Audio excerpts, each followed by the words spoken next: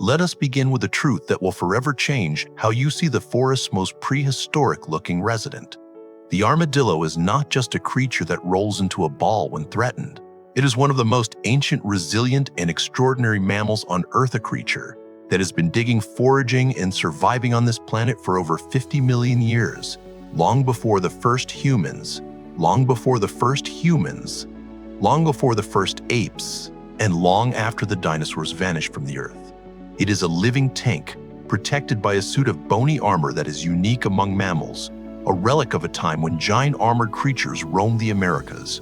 It is a master at survival, capable of holding its breath for up to 6 minutes, crossing rivers by walking along the bottom, and leaping straight up into the air when startled, a behavior that has earned it a place in the folklore of the American South. It is also a creature of remarkable biology, with the ability to delay the implantation of its fertilized eggs, ensuring that its young are born at the most favorable time of year. But here is the paradox that haunts every mammalogist who studies them.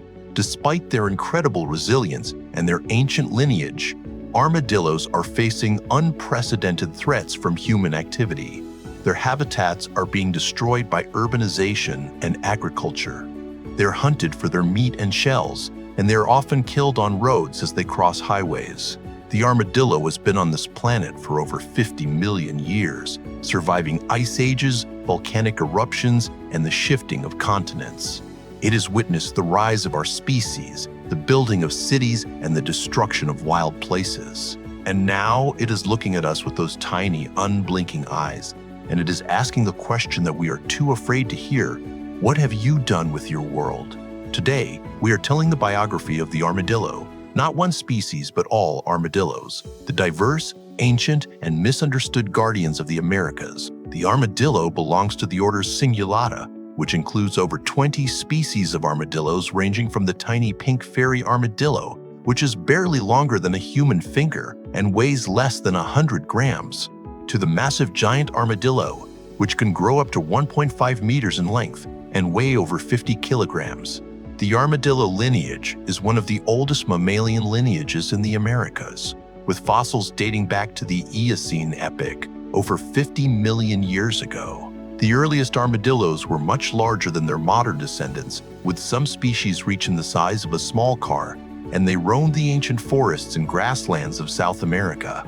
Over millions of years, they evolved into the smaller, more specialized species we know today, adapting to a wide range of habitats, from the tropical rainforests of the Amazon to the arid deserts of the American Southwest. Some species, like the 9-banded armadillo, are found in a wide range of habitats across the Americas, from the southern United States to northern Argentina. Others, like the giant armadillo, are found only in the rainforests of South America, where they are threatened by habitat loss and hunting. The pink fairy armadillo is found only in the deserts of central Argentina, where it is one of the most elusive and poorly understood mammals on Earth. Despite their wide distribution, armadillo populations are under immense threat. Many species are classified as threatened or endangered, including the giant armadillo, which is vulnerable to extinction, and the Brazilian 3-banded armadillo, which is endangered. The armadillo is a creature of extremes, but it is also a creature of vulnerability. What defines an armadillo? Let us start with the body, because the armadillo's body is a monument to evolutionary adaptation. Armadillos have a distinctive body shape, with a long, pointed snout, a flattened head, and a body that is covered in a suit of bony armor, known as a carapace. The carapace is made up of overlapping plates of bone and keratin, which provide protection against predators.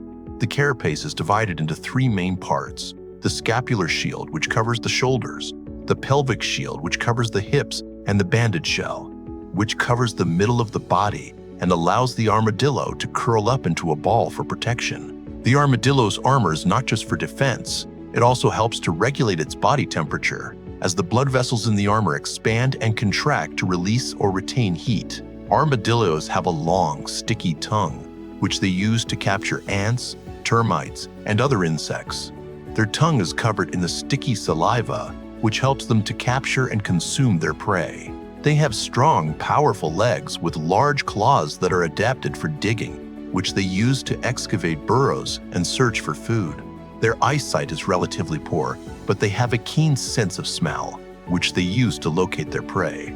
Their hearing is also well developed, allowing them to detect predators and other threats. Their average lifespan is 12 to 15 years, depending on the species.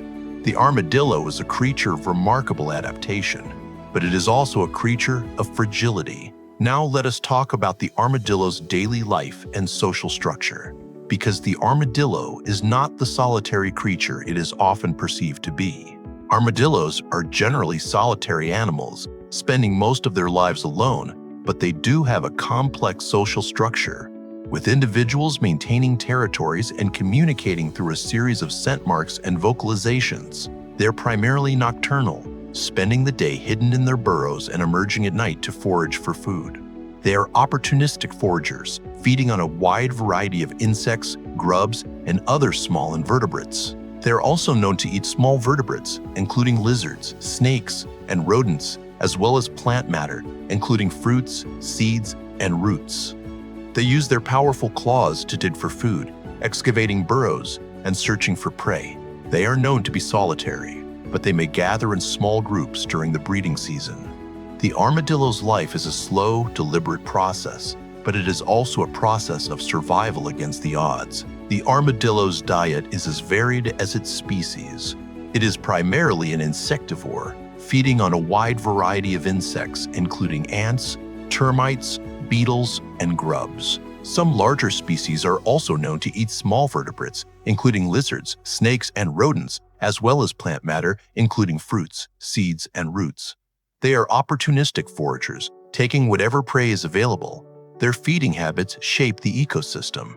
By controlling insect populations, they maintain the balance of the ecosystem, preventing overpopulation and the spread of disease. They are also important seed dispersers, as the seeds of the plants they eat pass through their digestive system and are deposited in their dung, helping to regenerate the vegetation. The armadillo's role in the food web is critical, and their presence is an indicator of a healthy ecosystem. Reproduction is another critical aspect of the armadillo's life story, and it is a slow, deliberate process that reflects the species' vulnerability. Armadillos have a relatively slow reproductive rate, with females typically giving birth to a litter of 1 to 4 young every 1 to 2 years.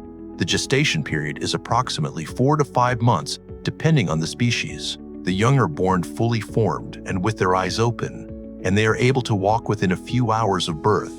The mother provides extensive parental care, nursing the young for several weeks and teaching them the skills they need to survive. The armadillo's reproductive strategy is one of quality over quantity, with a high investment in each offspring to ensure its survival. Now let us talk about the armadillo's daily struggle. Because life for an armadillo is a constant battle against hunger, disease, and the encroachment of humans. Armadillos face a variety of natural threats, including predators like coyotes, bobcats, and birds of prey, which prey on them. They also face threats from disease and parasites, which can weaken them and make them vulnerable to predation. However, the most significant threat to armadillo survival is human activity. Armadillos are losing their habitats to urbanization and agriculture.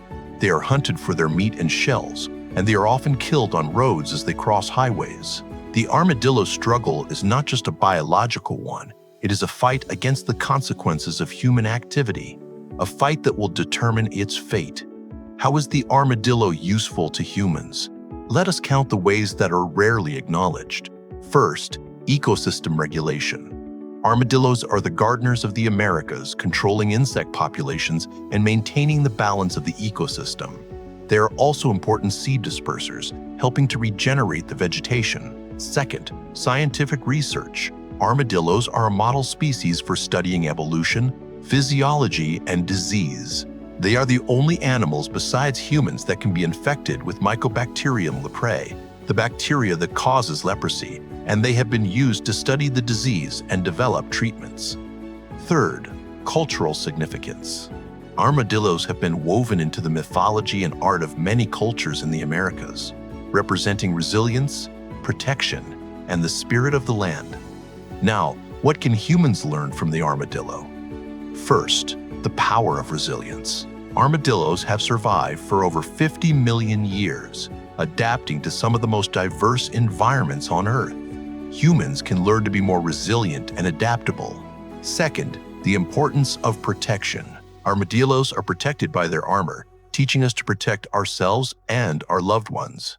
Third, that the natural world is sacred. Armadillos live in harmony with their environment. We cannot survive without the natural world. Now let us talk about conservation, because the story of the armadillo is not over. It is being written now by each of us. Many armadillo species are still threatened. The giant armadillo is vulnerable, the Brazilian three-banded armadillo is endangered, and the pink fairy armadillo is data deficient, but likely threatened. The primary threats to armadillo populations are habitat loss, hunting, and road mortality. There are solutions. Protected areas, including national parks and wildlife reserves, can safeguard critical habitats and allow armadillo populations to recover. Road mitigation measures, including underpasses and warning signs, can reduce road mortality. Education is key. People need to understand that armadillos are not just a resource, they are essential partners in the health of the planet. The future of the armadillo depends on our choices today. And now, we come to the final truth. The armadillo has been on this planet for over 50 million years. It has survived ice ages, volcanic eruptions, and the shifting of continents. It has witnessed the rise of our species from small, frightened mammals into global dominators. It has been hunted, captured, and pushed to the brink. And yet, it is still here, digging in the forests, foraging in the grasslands, and raising its young. It is looking at us with those tiny, unblinking eyes, and it is asking a question that we are too afraid to hear. What have you done with your world? We have the power to destroy the armadillo. We also have the power to save it. The choice is ours. Every time we look at an armadillo, we see a creature that is not so different from us, a creature that is adapted to its environment in extraordinary ways, a creature that teaches us what it means to be human. Because in the end, the armadillo is not just an animal. It is a mirror. It reflects our capacity for resilience, for protection, for grief, and for hope. It shows us who we are and who we could become. So let us protect the armadillo, not because it is useful, but because it is sacred. Not because it is endangered, but because it is irreplaceable. Let us give the armadillo a future, not just for its sake, but for ours. Because a world without armadillos is a world without armadillos, is a world without wonder, a world without wisdom, a world without resilience. And that is a world we do not want to live in.